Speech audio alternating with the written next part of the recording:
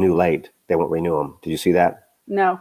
Yeah, he sent an email to all education providers, everybody, not just me, and said, if you renew late, we're following the rules. You got 2 weeks before your class runs out.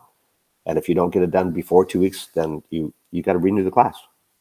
So Kane stays on top of that for us, but you have other classes? Yeah, I still have some old ones, yeah. Okay, all right. I'm going to hide you for a second and just talk briefly about the stats. Good, cool. Good morning, everybody. It's April the 5th. It's Tuesday. And the stats, so far they're not like astounding because it's only for April 1st and 4th, since Saturday and Sunday were non-closing days. But we did close 284 homes in those 2 days, which is 142 a day. And the last year numbers, depending on the weekend, I think look kind of low. So anyway, I think that will all adjust. The good news is we finally have single family homes are over 2,000. They've been in the 1,900, 1,800 range. So that's a good thing. We have 522 single family homes that are 465,000 and under. So anyway, yeah, let's see. And nothing else really remarkable. The $1 million homes have now surpassed last year's numbers. Last year we were selling 4.58 per day. Now we're selling 4.61, and I estimate that's going to hit 5 before long.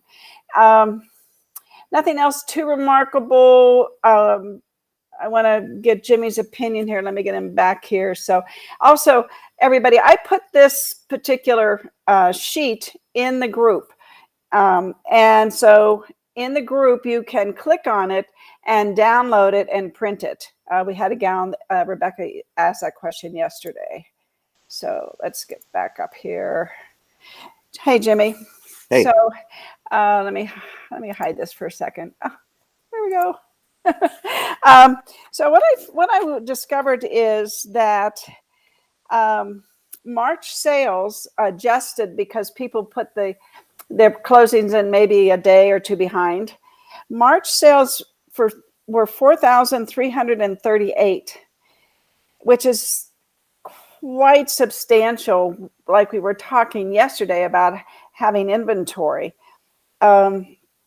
Last March, we sold 4,800 homes. So let's say now we sold 4,300 homes. That's quite a bit of inventory. And we might not hit the 50,000 home sales per year this year, but we're going to come pretty close. What do you think? Well, we talked about reversion to the mean, and this year was definitely predictably going to be a little less than last year. How much less, we don't know. But I know one of my agents talked about they took a low-end listing and they had like 35 offers on it. So still, at the entry level, it's really tough to get a house. The thing that I was surprised about is, let's see, what surprised me, that it doesn't seem like the price is changing things that much. I don't think that's the issue. Do you? No, I think that and the lower end, there's still so many cash buyers, investors and stuff that are trying to snap up that low stuff. That's allowing those people to go to a little bit higher house, and they're selling their house to get into something bigger, and they're getting something bigger, and they knew their payment was going to go up.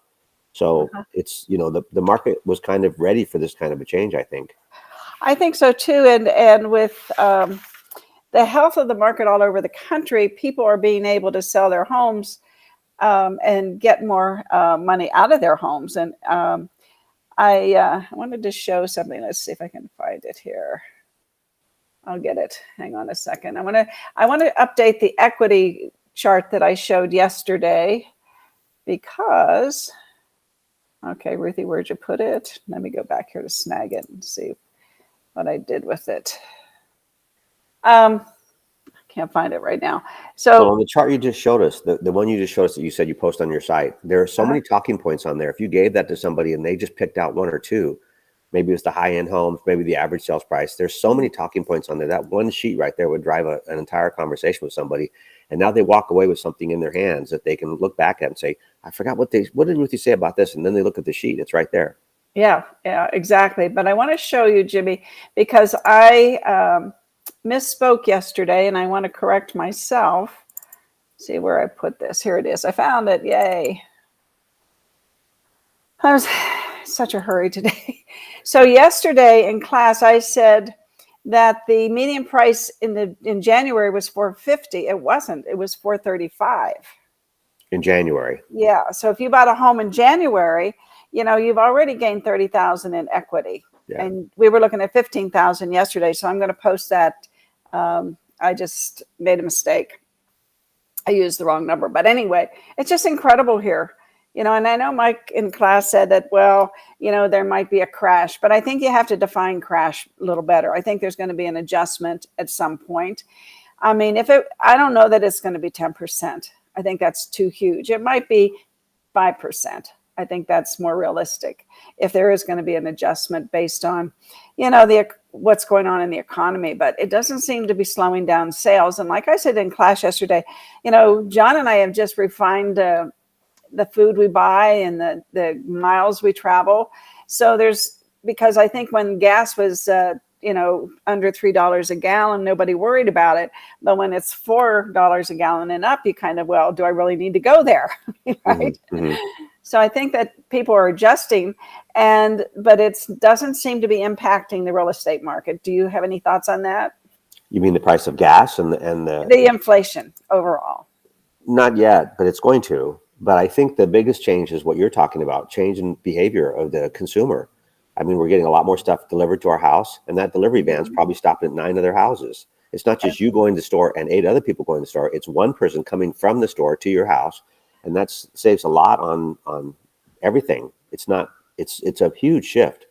And the Zoom, we have more people in Zoom in your classes than we do showing up live because they don't want to drive. I mean, right.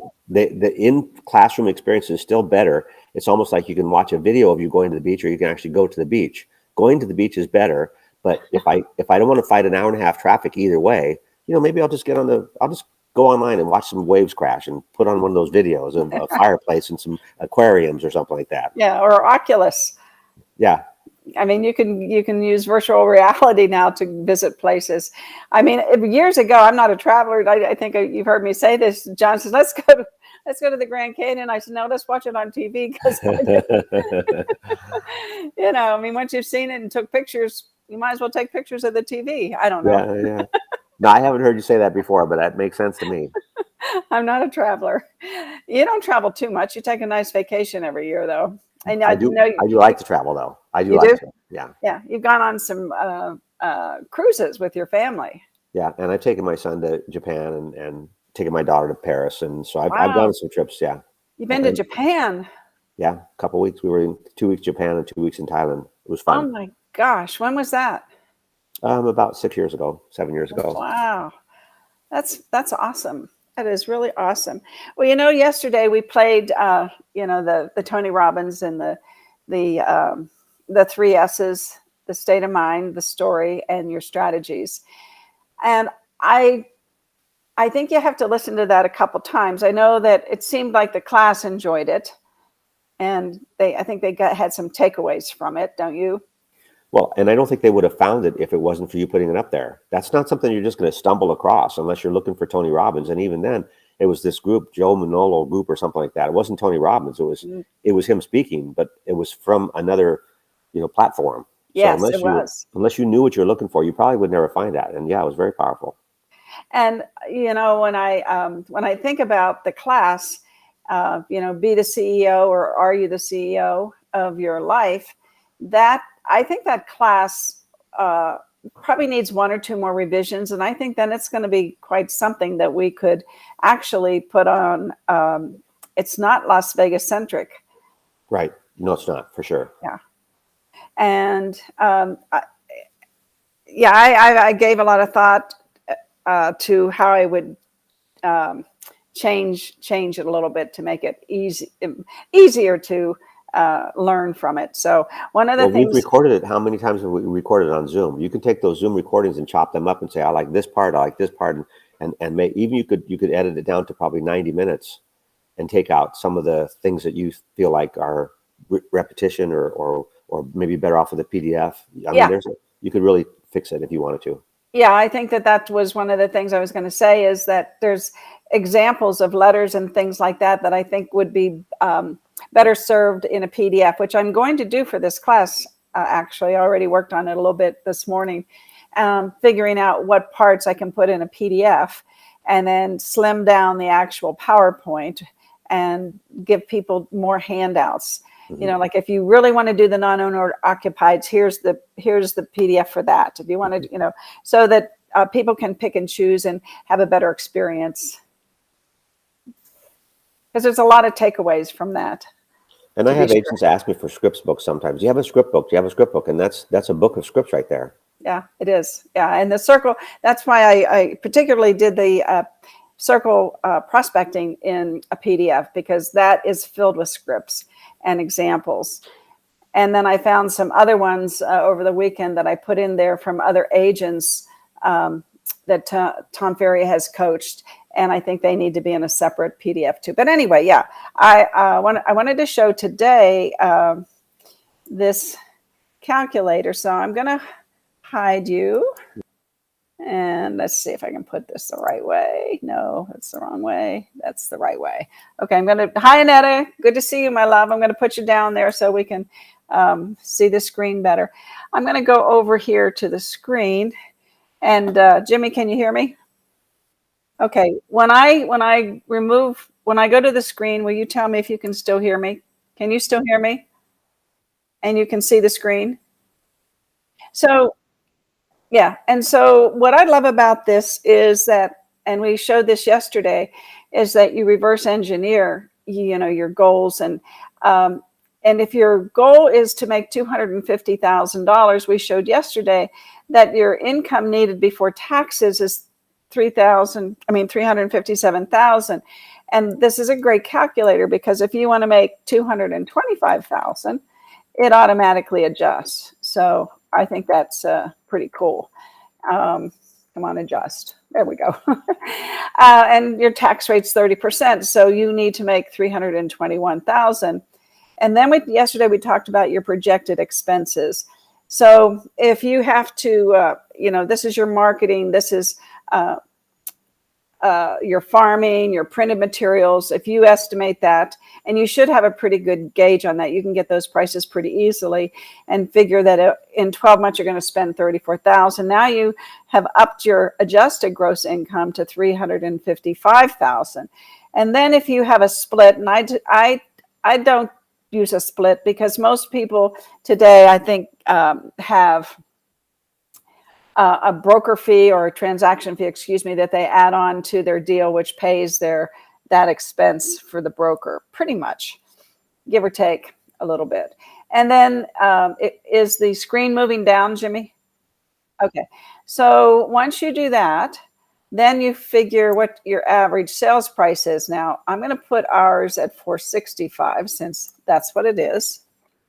Okay. And then if my commission is 2.5%, then I need to do 14 million in gross volume. So in order to do that, this says your annual transaction goal would be 30 deals. Your quarterly would be 7, and your monthly would be 2.5. So how many contacts do you need to generate one referral? And they say 20, and that's face-to-face or voice-to-voice. And then referrals needed to get one close is 3. And so when you do the math, you need 7.6 referrals per month to make your 152 contacts per month, needed per month to achieve your goals.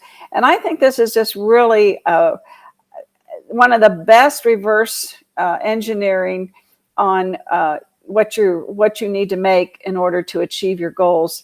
And unfortunately, you have to belong to Buffini. Come back here. You have to belong to Buffini. Get Jimmy back up here. Or sit with somebody who belongs to Buffini. Either one. Yeah. I mean, with as many classes as you give, if somebody said, "Look, I need 15 minutes. Can you run me through the schedule?"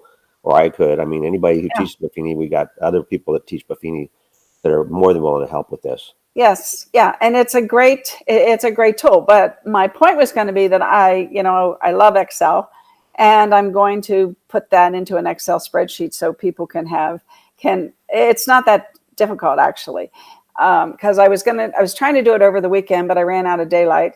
But because I made the other one, I wanted to make the other one for everybody, for their so that they can watch their cash flow and watch their business from a financial standpoint without a lot of problems. I made it really simple, I think. And I might do a little, I think what I'm going to do is record and do not a live recording, but B-roll on how you use that and give it to people that want it. Right. Because it's really easy once you understand it. And it's all about, getting to your strategies. And that's why I love the Tony Robbins video, because your state of mind and is so critical. And I didn't know that until when my friend was not well. I got a lot of fear. I was very fearful, and it changed my story and my strategies. It was like, oh, well, I couldn't focus. When fear overtakes you, that becomes your focus. And I think that's an important message. And then I turned that around yesterday to say, people fear picking up the phone. And there's nothing to fear. You've got to be grateful and happy that you can do that you're helping people. Do you have any comments about that? Because we didn't get a chance to chat about it too much. Yeah, I do. The circle prospecting you showed around a listing, there's no rejection in that. If you did 5 CMAs on one side and 5 CMAs and 5 CMAs across the street, and when you start getting some results from those letters that you're sending out, those CMAs that you're sending, now you feel more power and you're less fearful because you're actually getting results. So I can't do 20 push-ups, but I can do 5 push-ups. I can't make 15 phone calls, but I can do 15 letters. So if you start with something a little bit easier and you start getting some results, you start feeling more powerful and you're able to take on something a little harder. You're up in your game. And I think that make calls there's going to be rejection there. And the letters, the circle prospect, there's not. And you will get results. Yeah, and then if you go one step farther and you get the phone numbers for those 15 people, 5, 5, and 5, and you text them and you say, are you interested in me coming over and giving you a more refined value of your home based on your backyard and your upgrades? Just text me yes or no. And that's great. There's still no rejection. There's still no rejection. So you got 2 different prospecting formats there, and either one of them might. It's when the time is right, they'll respond. Yeah, right. And then you keep them in your database, and that's what we do. And then every month they get something from us, like an item of value. We use the Buffini system, and then we've created our own postcard for doing the value of the homes that have sold in our neighborhood every month. So, over time, it's been proven to be successful. So we just are in the process of putting out a new mailing for April, and I'm trying something different, and we'll see what kind of response we get. I created a different letter, so we'll see. I'm not a fan of Buffini's letters that go with the item of values. I think that I don't know who his writer is, but if he was in town here last month, he was speaking to a group of people, but I thought I'd just like to say to his face, Brian, you need to get somebody new to write these letters. They're not, I don't know. There's something wrong with them. They're too generic. It doesn't sound like they were written by a real estate agent that's hard at work and has had a lot of experience with people and what their comments are. Yeah. So anyway, so I've refined the letter, and Tracy and I decided that we'll just do a different letter every month that goes out with the item of value. Well, I'll be going to see him in San Diego when he has his big event. I already have the time blocked on my calendar, so I'll go see him because he just gets me going for the whole year. I mean, just so motivational and inspirational. Yeah, that's in August, right? I think I signed up for it, but you don't sign up, you just show up, right? I just show up. I just get in the car. I drive down there, and they always let me in. As long as I pay them, they let me in. Isn't that funny? Yeah, so Brian did his podcast this morning, and it was about hope and faith and his 5 circles and how they impact his life. So if you want to listen to something, it's very short. It's only 22 minutes, and I do it on 1.5 speed. so it doesn't take very long. But it's a nice message. So that's a podcast, not a video. Right. No, face stream, yeah. And he was putting his podcasts up on his YouTube channel, but he doesn't always do it right away. And I like to listen to it when he does it right away, so I don't get backlogged. Yeah. Yeah. So he does them every Tuesday morning, and I was listening to it at about 5 o'clock this morning. So I'm sure they posted probably at midnight or something. But he sounds a little bit like he's stepping away. I'm not sure what's going on with Buffini, but he sounds a little bit like he's stepping away. I don't know how else to say it. He's got his peak experience in Phoenix or Scottsdale or whatever, and either he just had it or he's having it the next week or two. One of my friends who's a Buffiniite is going to it, and she's really excited about going because it's not just real estate; it's peak for your everything. Everything, yeah. His 5 circles. Yeah. Right. Yeah. Well, Jimmy, that's all I have for today. I just wanted to kind of recap a little bit about yesterday and update my equity graphic that I did. And so any words, parting words? No, I think, like you said, if you take the business planning class and start breaking up into some pieces, you might find a couple pieces that say, you know what, this is what you missed in the business planning class. Put 5 minutes or 8 minutes or something like that, and instead of Tony Robbins or Tom Ferry or whatever, might be a good thing to put in your show. Yeah. Okay, will do. All Well, feel better, and I hope to see you Thursday. Thanks. Yeah, I'll be there Thursday. I'll be there. Yeah. Okay. All right. Bye, everybody. We love you.